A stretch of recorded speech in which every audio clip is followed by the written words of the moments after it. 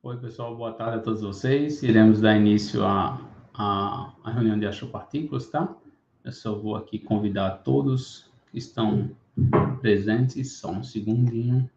Convidar aqui a galera do grupo de Astropartículas Natal para participar da live. Uma live onde a gente vai falar sobre os projetos de pesquisa do nosso grupo.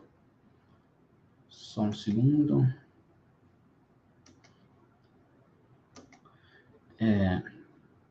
Infelizmente, essa reunião de grupo está ocorrendo de forma remota, dada a situação de segurança pública no estado do Rio Grande do Norte.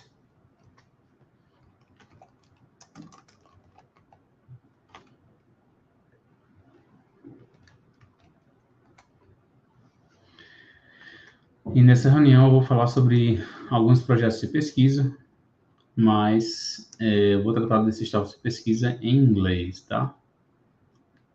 Boa tarde, David. Deixa eu ver quem está mais aqui. Esperar o pessoal chegar.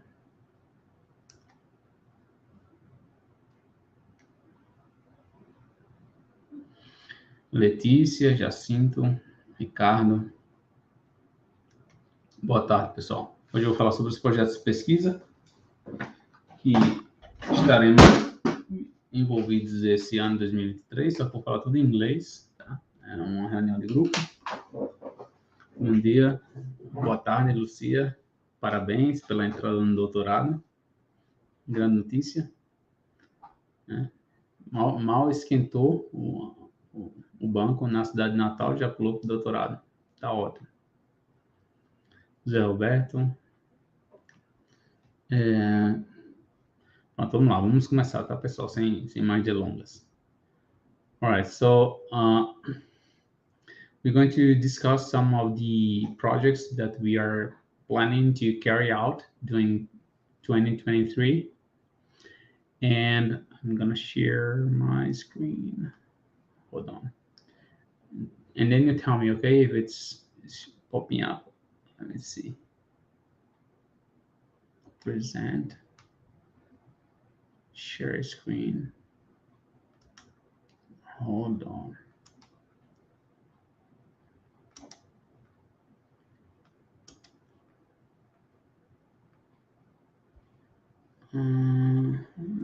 Where is the...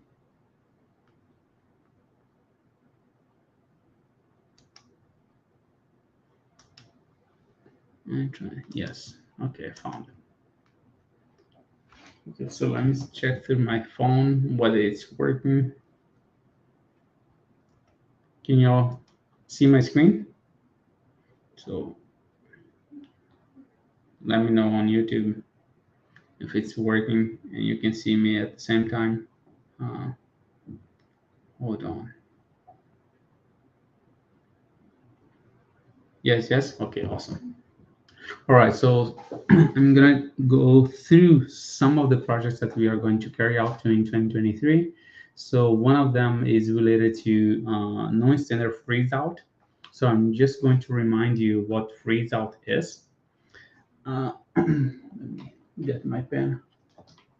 So as usual, dark matter particles might be produced in the early universe. Hold on. Wait. Let me connect my pen table. Hold on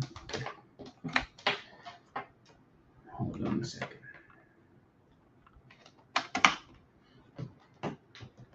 So are produced in the early universe through annihilation with its standard matter particles.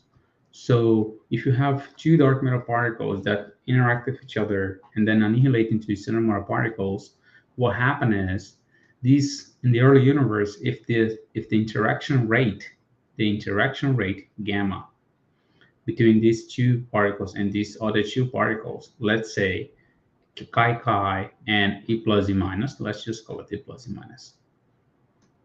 Is to be concrete.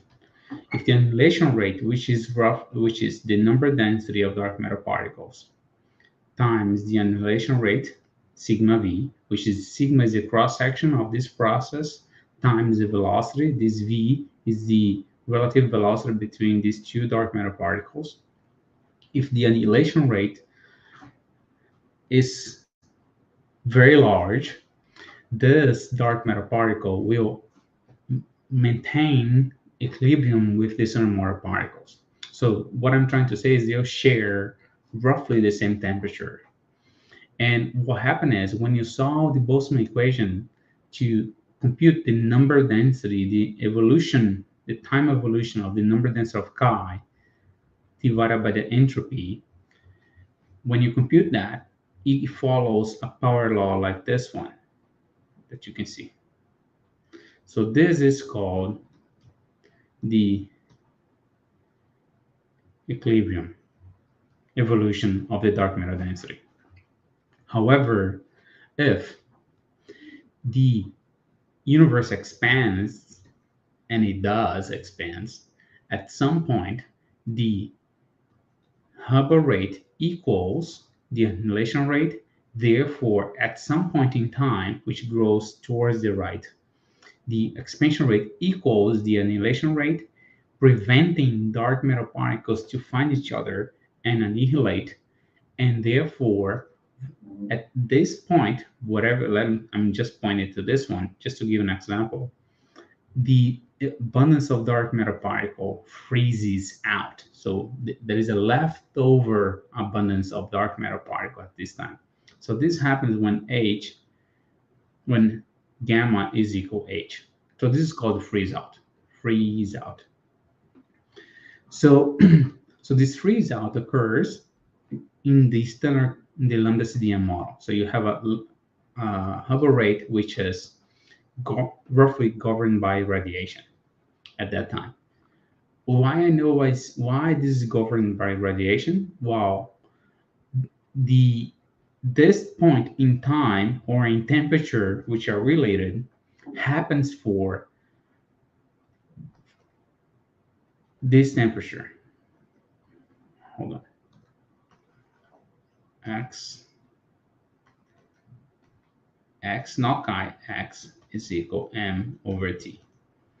So when you solve the Boltzmann equation to sort of have an estimate of when the Hubble rate, the interaction rate equals the Hubble rate, this happens for X roughly around 10 or 20.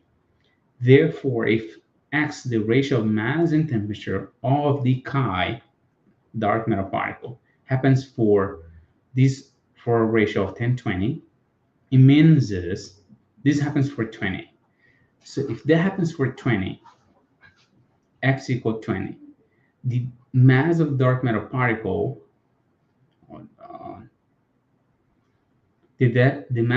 I know the mass of dark matter particle could be, let's say, let me pick a number.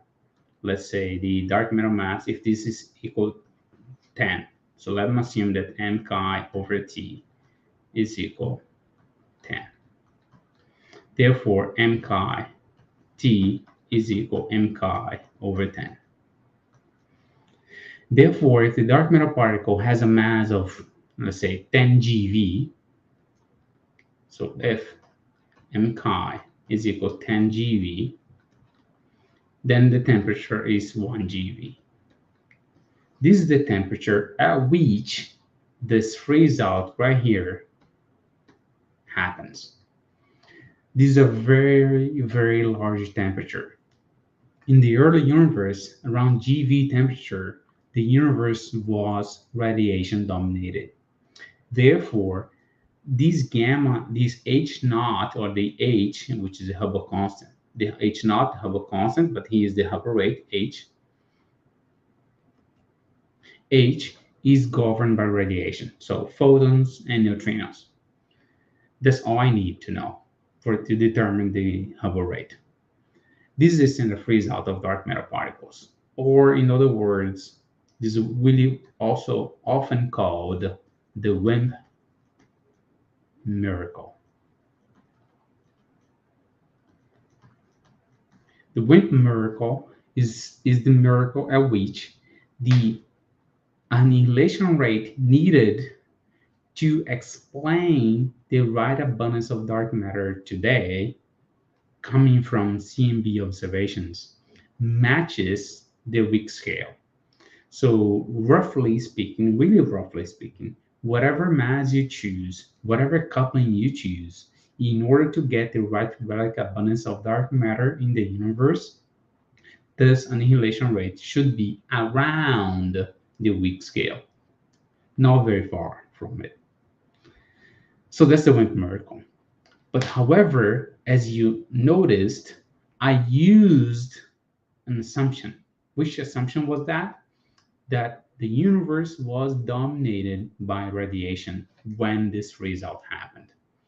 Therefore, if I change h, I will change the time at which gamma equals h. Let's say that I increase h by a lot. I increase h. Therefore, as soon as dark matter is annihilating each other, but very fast, in a very short period of time, the Hubble rate will match the annihilation rate. Therefore, this annihilation rate might happen right here. Let's say that this is the evolution of the something related to annihilation rate. This is the black line. However, this is a function of time, right? So let's say if I have a function as a function of time in red, which I'm gonna call it h, which is proportional to t 1/2. If, and this h proportional to t 1/2 is the evolution, the temperature evolution of the Hubble rate. If I increase the power of this expression, let's say 4 or something, 6, whatever, 2, I'm just increasing the power at which the Hubble rate increases. The Hubble rate will match the gamma, the interaction rate much faster.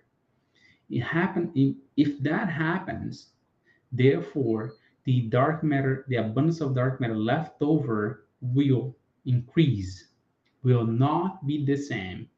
It might happen here. So remember, this y is related to the number density of dark matter particles we have. So roughly let's say roughly the abundance. So if the freeze out happened here in the blue point, let me just erase this whole thing. So if you have a function which is like this, if the freeze out happens here, you have some abundance. Let's say 10 dark matter particles. If it happens here, this is smaller. Let's say 2. If it happens here, let's say you have 1 dark matter particle left. So depending in which point the Hubble rate equals the interaction rate, you have different abundance for dark matter particle. And that happens without changing the particle physics, just changing cosmology. In this way, you can really have an interplay between cosmology and particle physics. By changing cosmology, by changing the time at which the Hubble rate equals the annihilation rate, you can have an impact on the abundance of dark matter particles which are left and might be observed today. So there are several projects along this line. So let me, hold on. Why I have just one page? Hold on. Let me insert more pages here. Any questions? I'm checking the chat, okay? If you have any questions, I will see.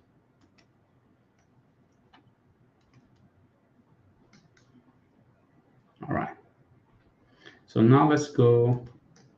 So I'm gonna call this line of projects is called interplay between cosmology and particle physics. So, and there are some projects along these lines, and they depend on the detail you have. So maybe I'm doing for one model or for a different model, or maybe I'm changing the Hubble rate in a different way. So you can give rise to several projects along this line. So that's one. And close it. So the other one I'm doing, which is completely orthogonal to this one, has nothing to do with cosmology so far, which is related to light dark matter.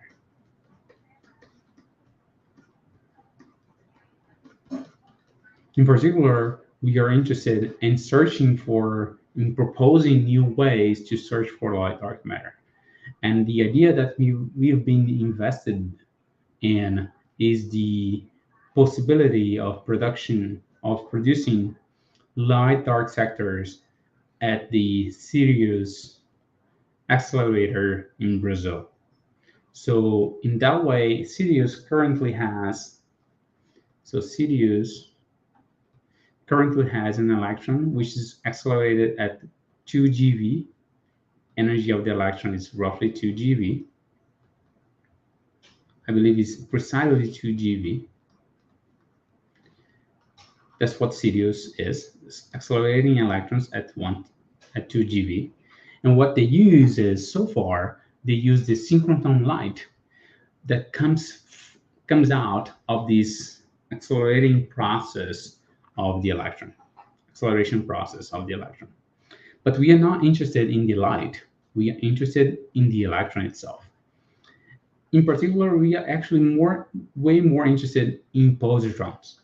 So our proposal relies on changing the electron beam by a positron beam. Why I want to do this? Because if I have a positron beam instead, and the positron comes here and then hits a target,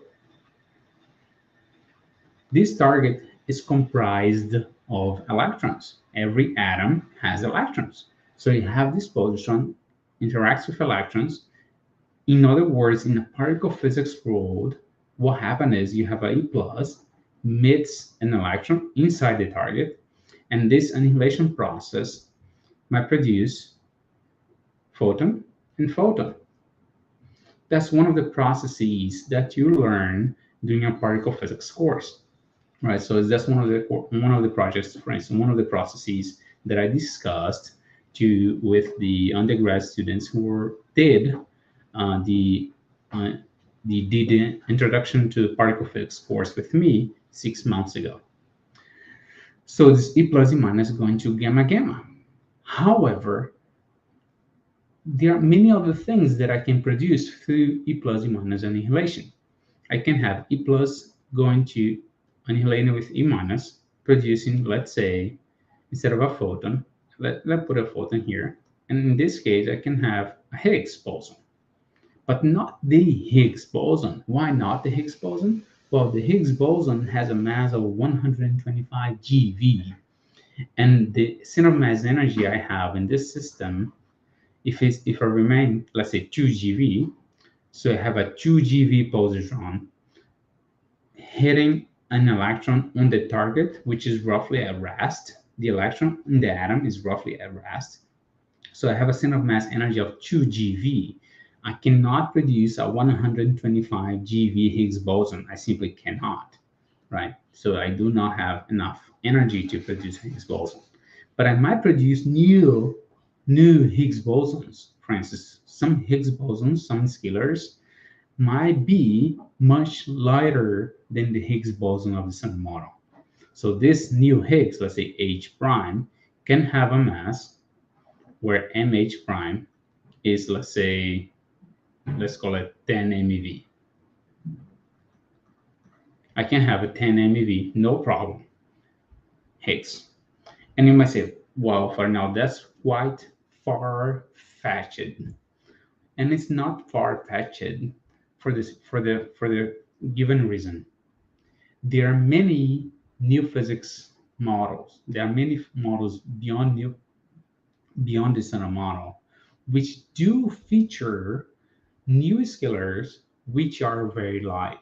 So I'm not taking this mass out of nowhere and coming up with this small number. Actually, there are several models which do have very light scalars in their spectrum. So that's motivated, this is a theoretical motivation to carry this search. Besides a new Higgs boson, so imagine if we could observe a new Higgs boson in Brazil. That would be fantastic. So yeah, I can also have a plus and minus producing the same photon, and then here a new photon, let's say a new gauge boson, call it Z prime. This is the fifth force in nature. So if our proposal goes forth, we will be able to detect a fifth force in nature using plus and minus annihilation. And in Latin America, that would be something like surreal. So that these projects and all these projects along these lines, for instance, you have a Z prime, you have a Higgs, you might have all many different things in the finite state, and there's different possibilities of producing new particles through E plus and minus annihilation. I call this line of research light dark sectors. So that's another line of research. And the reason why I'm going through these new different type of projects, because we have some of you are not quite familiar and do not have a very broad view of the things we do in our group. So all you do sometimes is the projects that you are working on. So David, sure, he knows what he's doing, and Albert, he knows what he's doing, Mauricio knows what he's doing, Jacinto knows what he's doing, etc., and goes on. But it would be also really nice that all of you have a broad picture of what everyone, there's a team missing here, what everybody's doing. Because sometimes it's very good that you interact with each other and collaborate with each other. Because one day you guys are going to become professor at some point and become collaborators of each other, and it doesn't you don't have to involve me. You can just carry out your own research and do your own things and be successful and without talking to Farinaldo. That's no problem. And there's another line of project that I'm calling. So as you see, it's very different. So this one has to do with just dark matter cosmology. This other one is accelerator searches of dark matter. And there's another one which is called future colliders. This one is mostly developed by Mauricio and Sarah, who left. So in these future collider projects, what we are aiming to do is we want to carry out sensitivity studies for new force carriers, for dark matter, for new scalars,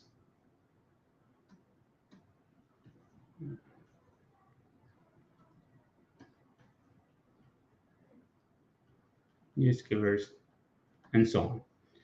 And what consists of is you have LHC. LHC consists of a proton finding another proton, colliding with another proton with an energy of 14 DeV, basically.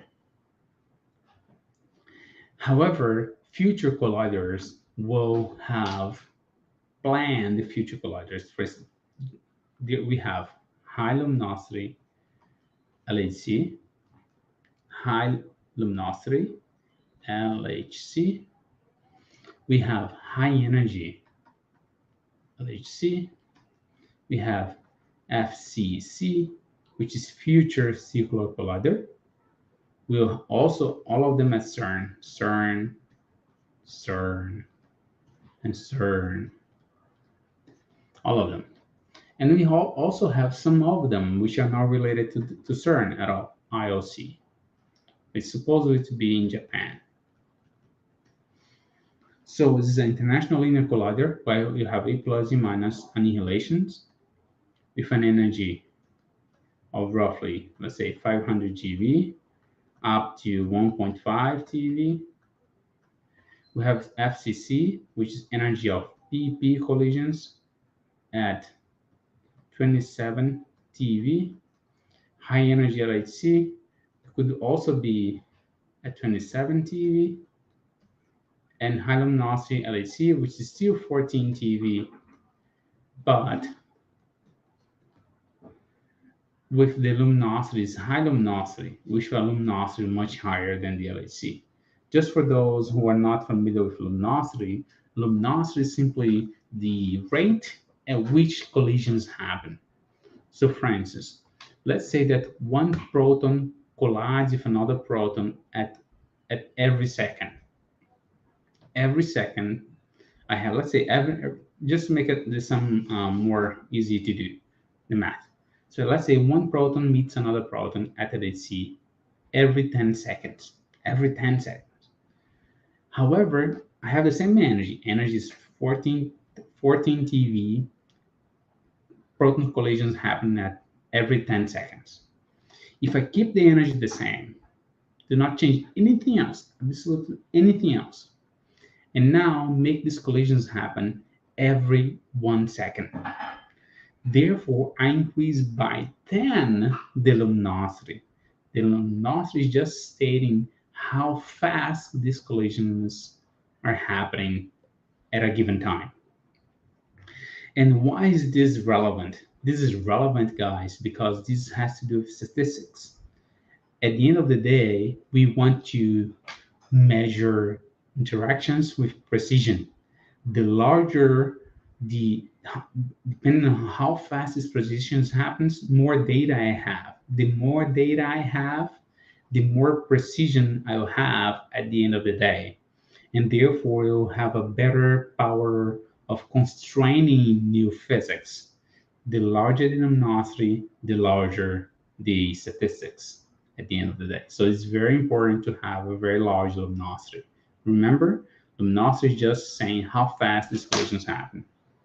The next, if there's any question, what about light dark matter project? Why can't energy colliders create or detect such large particles as well? So it's a very good question. Gabriel is asking why large energy colliders such as LHC cannot produce such large particles. It's a very good one. Actually, Gabriel, future colliders or high energy colliders can produce and do produce light dark matter particles. The reason is they cannot see it. They simply cannot see them. And I'll explain why. So let's say I have, what happened is I have a proton. Protons are made of quarks. So inside of proton, I have UUD and UUD. And these guys meet. So what happened is, at the end of the day, I have quarks annihilating. So I have one quark, let's say, another quark. If they interact with each other and produce something, and this something produced, let's say, plus and minus. Look at this. Now, these positrons and electrons, they have a very large energy. Since they have a very large energy, this can radiate a photon, can come from this. This photon comes here. And this photon can produce a plus and minus. And this photon, this electron has a very large energy. It radiates a photon and has a plus and minus. And there is another photon from here, and it comes a plus and minus. And there's another photon from here, produce a plus and minus. What you're going to have is, you're going to have a very large number of E plus and minus being produced. And the further you go, the lower the energy of the plus and minus. What I'm trying to say is, so this, look, let me just go back a bit. You're gonna understand what I'm saying. So let's say I'm in a situation where I have just E plus and minus. And the energy, let's say I have the energy of this guy is 1 TeV. Is 1 TeV. just do a simple math, okay? So by energy conservation, I know the energy of this guy, 1 TeV. This one is 1 TeV. They are identical particles. So the energy of this guy is 1 TeV. The energy of this guy is 1 TeV. Okay? 1 TeV. I do know the energy of this positron is 1 TeV. This one is 1 TeV.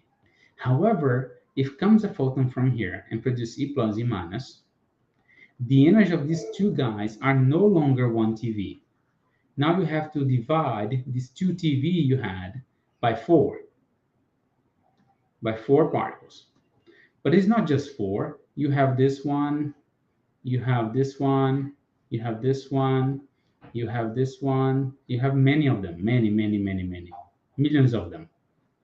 Why you have this? Because the energy you have is so large that actually the probability of happening these interactions are also very large. So what happens is you're going to have a very large number of E plus, E minus being produced. And as you increase and more the mass of these guys, the energy of these guys, even if you increase them a lot, look, this is 1 TeV. 1 TeV, remember, 1 TeV is equal 1,000 GeV, which is 1,000 GeV is 1,000 MeV. So this is equal 10 to 6 MeV. So even if you increase the number of electrons here, this E plus, E minus that you can see from there, they'll have an energy which is much larger than this, than this one, sorry. Look, what's the energy I want?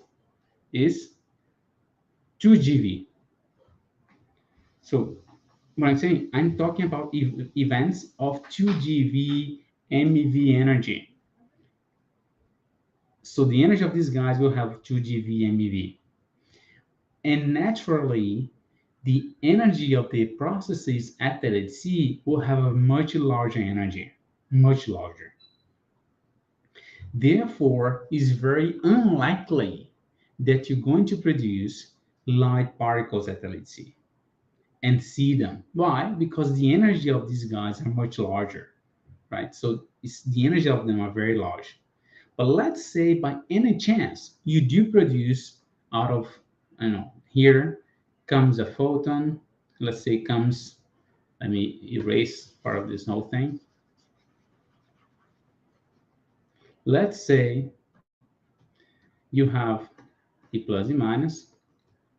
You have many legs, many photons come from here, many of them, many of them.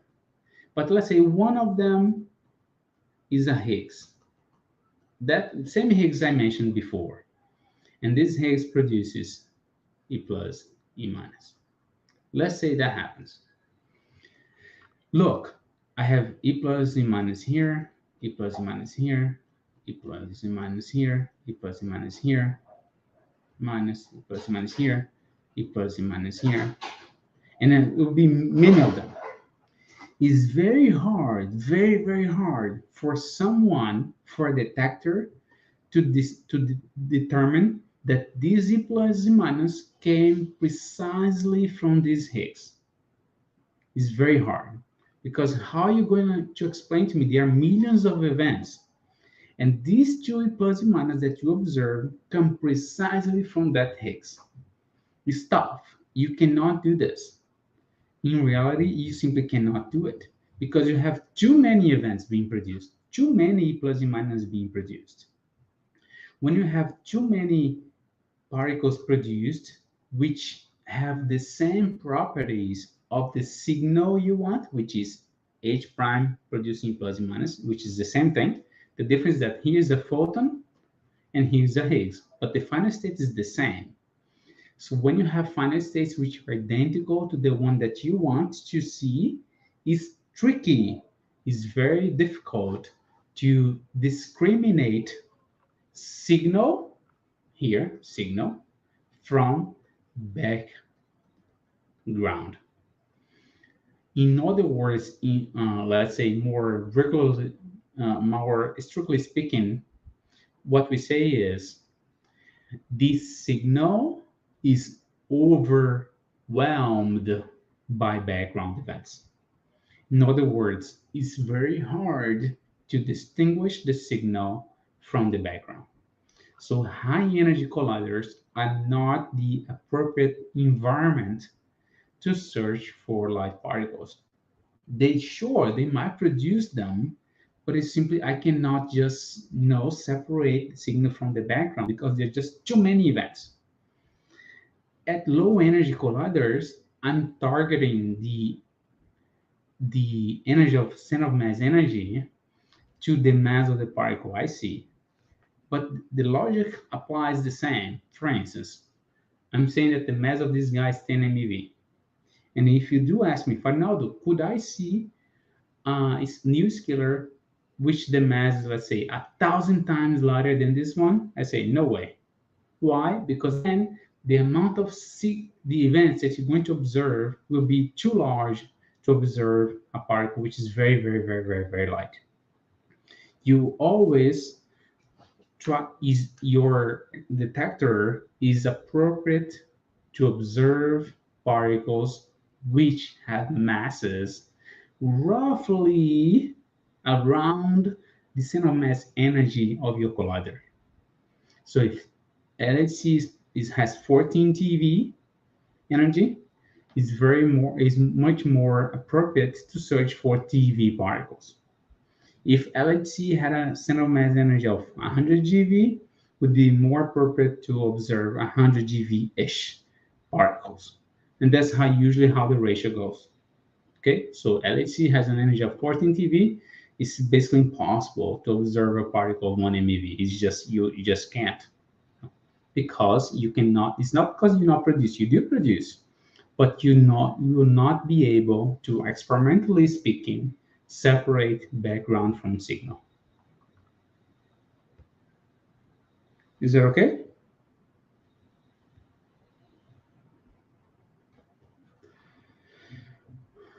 Okay.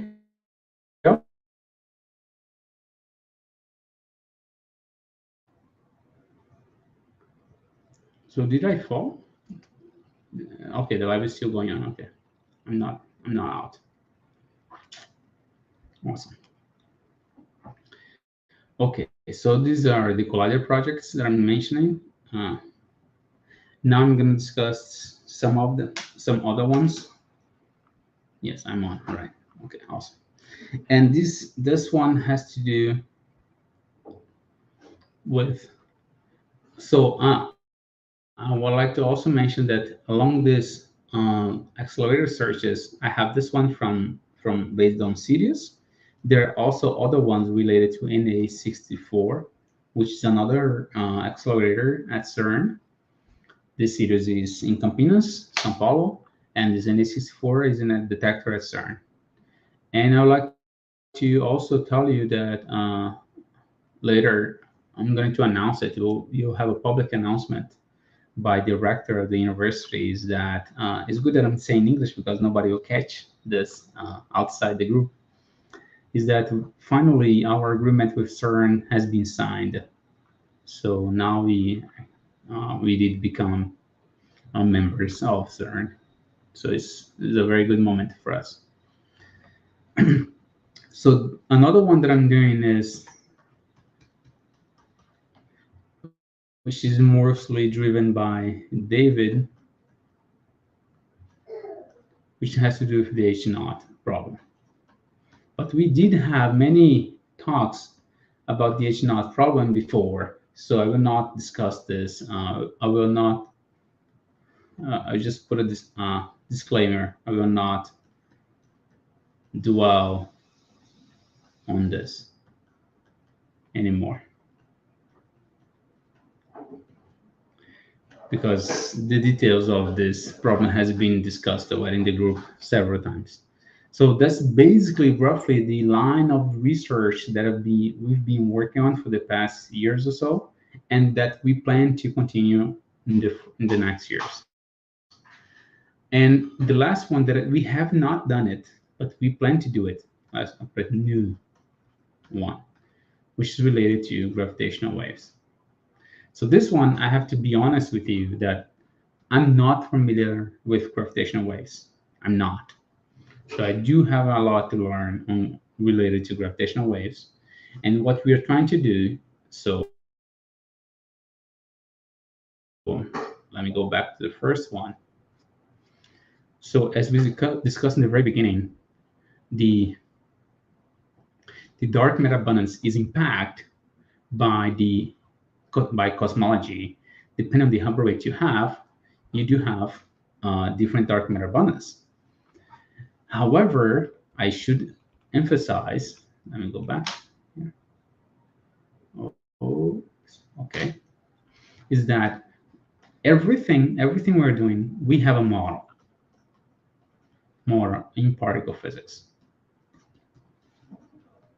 and this model in particle physics does have a scalar, a new scalar. And why I'm saying this? I'm saying this because every time you have a new scalar, and this new scalar, I'm call it sigma, and the Higgs, I'm call it phi. When these guys talk to each other, phi interacts with sigma interacts with phi. I have a term which is sigma phi, for instance, proportional to this in the potential, proportional to sigma phi. Well, I have more terms, okay? Otherwise, this does not give you the right dimension in energy. Let's say to the fourth power squared, energy to the fourth power, or terms like sigma fourth, or there are many other ones. Let's say I could have sigma dagger, sigma phi dagger, phi. Depends on whether this guy is a neutral is a complex scalar or not. You can have other terms, sigma cube, and so on. Anyways, what I'm trying to say is every time when you have interactions between this guy, a new scalar, and the Higgs boson, you might not always, you might trigger grab a first order phase transition. And when you do trigger first order phase transition, you might give rise to gravitational waves, which could be detected by the new experiments. So, and we want to do all this in the context of non-standard cosmology. So what we want to do is, okay, let's say that Farinaldo has a model which is excluded by data already. So there's nothing you can do in the particle physics for now. But then I say, well, fine, regarding particle physics, there's nothing I can do. However, if I do change the cosmology, if I do change it, this new cosmology will give rise to new results in particle physics, which may salvage my model. So my model, which was previously excluded, is no longer excluded because of the new cosmology that I have evoked. So evoking new cosmology would change your results in particle physics. However, depending on how you change your cosmology, this new change in cosmology might be related to gravitational waves. So what we want to do in this new line of research is connect the observation of gravitational waves with the possibility of observing new production mechanisms of dark matter in the early universe, or probing new non-standard cosmologies in the early universe. So how you can connect one observable to the other. So in this one, so far, David is studying this, but the one who is now really doing some of the calculations is Jacinto for one of the projects that we are doing now. And that's basically it. So we have these things related to gravitational waves and non-standard cosmology with Jacinto, and I mean, decrease. We have this future colliders with Mauricio and Sara. This This light dark matter particle is mostly albedo. This interplay between particle physics and cosmology is still Jacinto. And I'm not including this one's line of, we don't, let me just emphasize one thing. So every project that we do are not included in this. So this is not complete, okay? I'm not, well, I didn't start this presentation planning to be whole, to be complete. I just want to emphasize the lines of research we do. Sometimes we do things which are not related to any of them. So, for instance, one of the projects that I'm doing now with Raisa and Leticia and Lucia, which is related to Big Bang nucleosynthesis.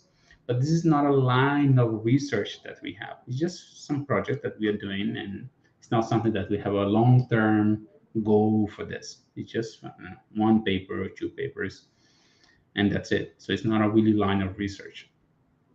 And the good thing about this is that most of the things we're doing are connected to international groups abroad. We have collaborations with many groups, and that help us really be in tight connection with what's going on in the literature, internationally speaking. So that's all what I had to say. So any further questions?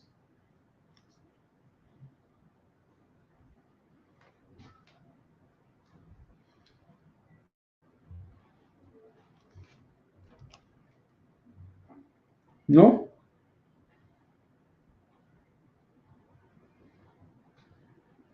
Nothing? So let me see if the chat's here. Why the chat disappeared? No? I'm not seeing any more questions, so let me stop the presentation. Okay. Say, Clarissa.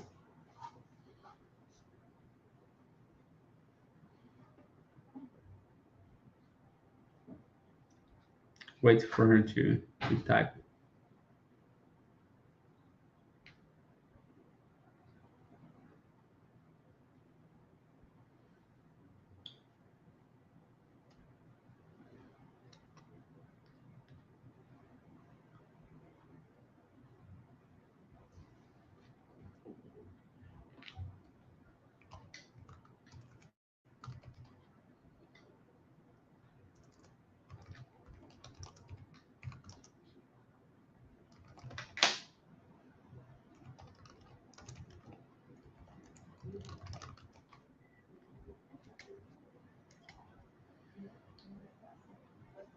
That would be on.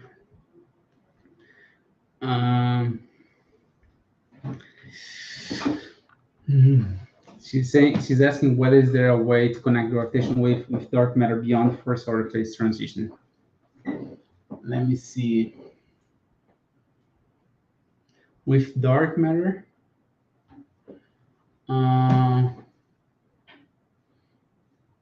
yeah. So, but I've never done it. I've never done it myself. I've never even read about it. So David says the any possible event that occurred before CMB formation only can be analyzed by gravitational waves. Yeah, before CMB.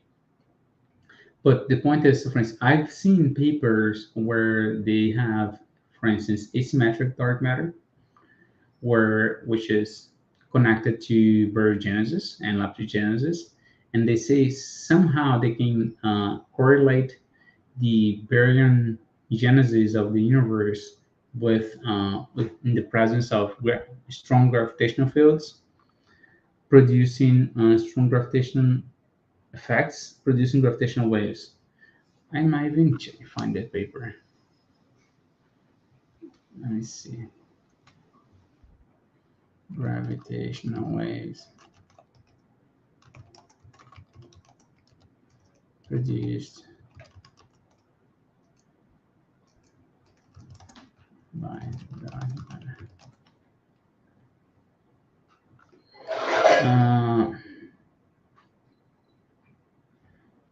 Yeah, there are papers about it, but I have never done it. I'm gonna find it and send to you, Clarissa. But I've never worked on it. Never. It's a new food to me. Yeah, beyond first order phase transitions, yeah, it's tricky. Might be an indirect relation, but more tightly constrained. I don't see how can be tightly related. It's more indirect, like first order. So it's not really dark matter producing the first order. It's a nuclear in a dark sector or something like that.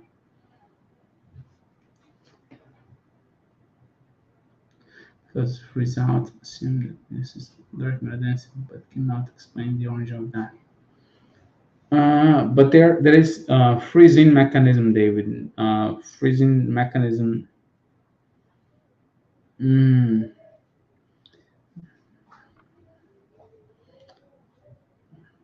yeah, this is saying that one possibility is the production of dark matter particles because freeze-out assumes that it exists a dark matter density, but cannot explain the origin of that. But the point is, you need just the formation of dark matter itself. I don't think is going to produce gravitational waves.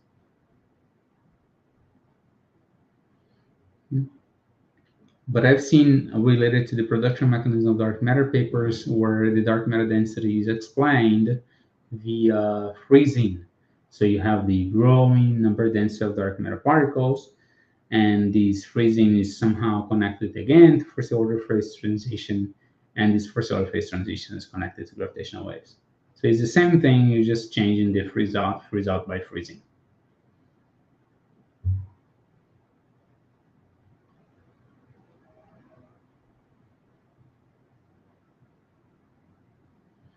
Yeah, but it's, you explain through the inflaton. The inflaton produced. There is one paper from this actually published in PRL where they have the inflaton decaying into stellar particles and dark matter particles, and they use the CMB data to constrain the inflaton potential.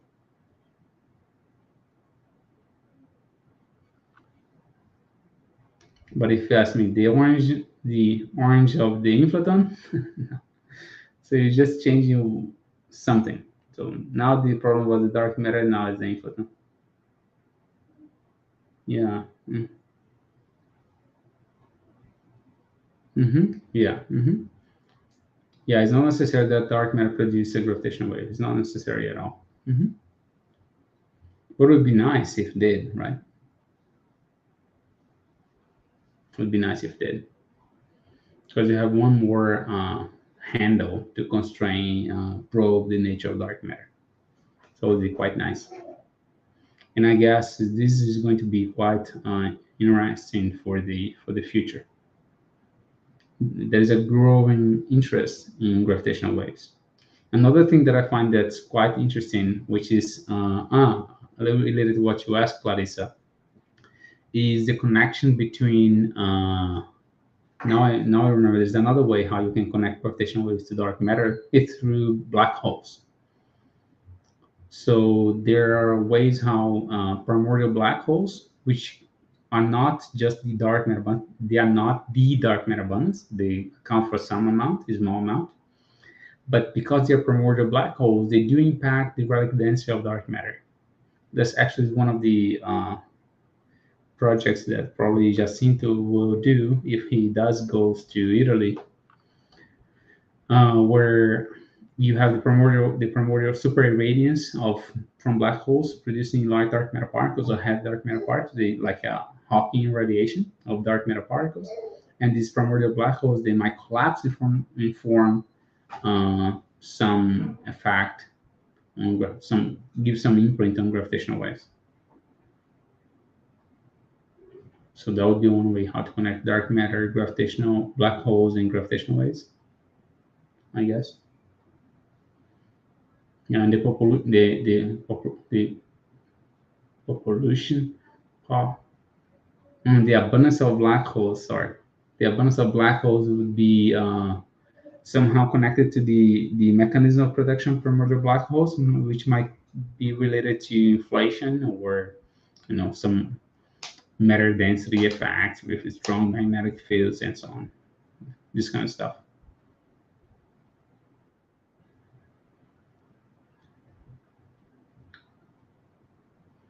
Yeah, so it's a quite interesting topic. So there are many things to do. And the good things about this is that for every model, every single model, you can do all that. You can play this game with every single particle physics model. So, and actually there are not that many groups doing this because it's hard. It's not easy. It's hard. You need someone who can deal with gravitational waves. One person, usually it's one person. You need one person to deal with dark matter phenom, and sometimes you need, depending on the model, you need a third person to deal with model building. So at least sometimes, often, you need three people working. They're very good at different things.